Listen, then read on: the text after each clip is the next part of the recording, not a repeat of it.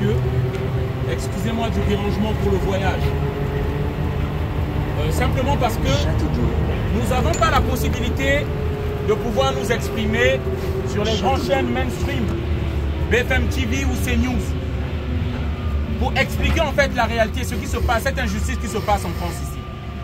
Et nous n'avons pas d'autre choix que de venir le dire dans les métros, là où il y a un oratoire pour que les gens nous écoutent. Actuellement, il y a un sujet sur l'immigration où on parle. Mais nous voyons plus qu'au lieu de lutter contre l'immigration, on fait une chasse à l'homme contre les immigrés. C'est ça le problème. Et on n'explique pas aux gens qu'est-ce qui cause l'immigration. On n'explique pas aux gens. L'immigration est due à ce que la France, comme les États-Unis, comme l'Angleterre, le Canada, ces pays-là, font en Afrique leur politique de prédation. Et ça, on ne dira jamais ça dans les grands médias. Je suis immigré. Je suis un réfugié dans ce pays-là. Je suis venu ici pourquoi? Parce que la France a organisé une guerre dans mon pays. Et ça, on ne vous le dira pas. Actuellement, il y a une guerre au Burkina Faso qu'on a imposée chez les Burkinabés. Au Mali, on a imposé une guerre chez les Maliens. Au Niger, les gens se disent que ce sont les Africains qui se battent entre eux. Ceux qui ne savent pas, c'est ce qu'ils disent. Mais je peux vous dire, afin que vous sachiez, il ne s'agit pas de guerre entre Africains. Il ne s'agit pas de rébellion. Ce qui se passe au Burkina Faso, au Niger, au Mali, c'est la guerre des minerais, des matières premières des Africains. C'est pourquoi ces Africains qui fuient les guerres viennent ici dans ce pays-là. C'est ce qui provoque l'immigration.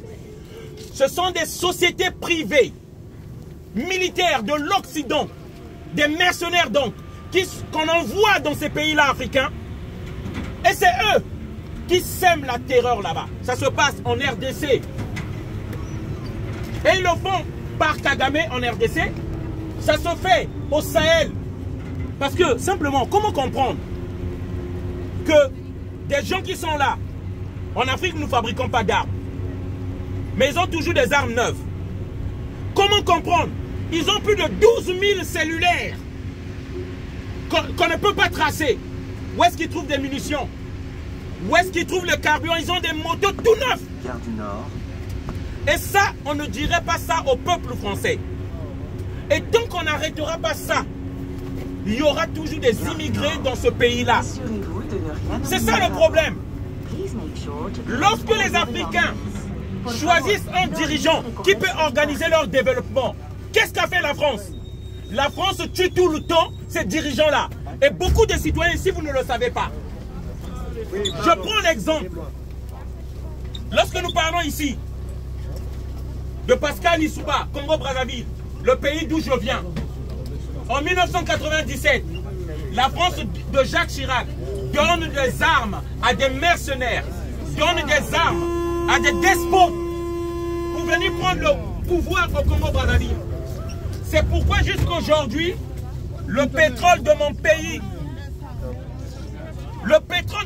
la France n'achète pas.